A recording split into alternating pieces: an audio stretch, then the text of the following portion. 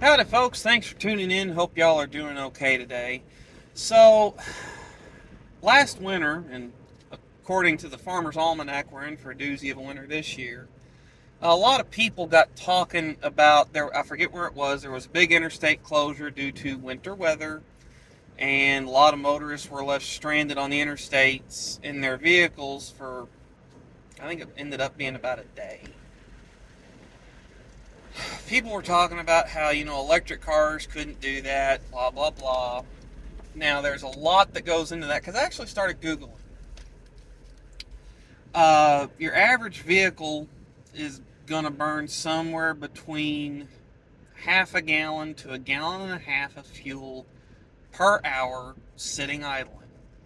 That means that under the best circumstances, in my little focus, if I had just filled up and ended up stuck on an interstate, I could last, assuming half a gallon of fuel an hour, I could last an entire day.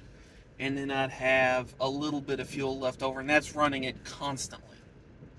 That I'd have an entire day's worth of fuel if it burned half a gallon an hour. Other vehicles in the driveway, obviously, bigger tanks, bigger engines. I'm not going to do the math on all that. But you could run the engine for 20 minutes, get a nice blast of heat, shut it off, all that. In electric cars, the heat or the cold affects battery duration, which cold affects internal combustion engines as well.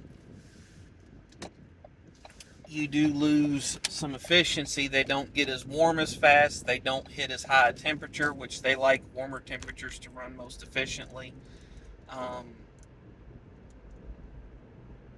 You also have denser air, which requires more fuel to burn. So even if you can get the engine temperature as hot as you want it for optimum efficiency, you still are burning more gas per mile.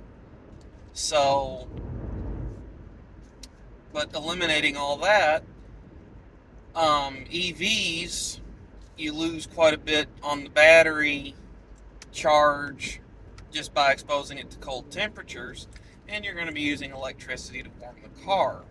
All that said, it's not going to be using as much raw energy, but it's going to be using a higher percentage of its available energy. A Tesla Model S P100 can store the energy equivalent of 3 gallons of gas. It just uses it far more efficiently than most other vehicles on the road.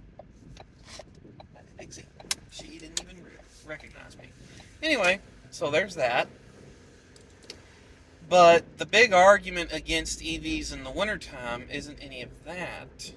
And the big argument against EVs getting stuck in the wintertime isn't that. It's the rescue of those vehicles. Example. Alright, I'm driving my car. Suppose I had half a tank of gas. I'm stuck for a day and a half. Suppose I had all the supplies I need. I'm fine when they get to me, but I'm out of gas. Okay. Someone comes along with a 5-gallon gas can, dumps it in the car. Even the worst vehicle in the driveway for fuel mileage, I can still get 75 miles down the road. More than enough to get to a gas station in most places. Takes them a couple minutes to put the gas in the vehicle. I'm good to go. On a EV, you have charge times. And so clearing out that road is without just towing the cars or shoving them off to the side of the road is going to be a much more time-consuming endeavor to get done. And it's going to be a lot harder to get that interstate moving if they're all EVs. That's the argument right now. You'd have to use a big generator powered by internal combustion to generate the power, to charge the EVs, and on each one it would take a substantial amount of time to get them topped up. I'm not saying that EVs are inferior in all ways. I'm just saying that's one way where gas cars have them beat. And I'm sure they'll figure it out. But that's what I got. Thanks for tuning in. Catch y'all next time.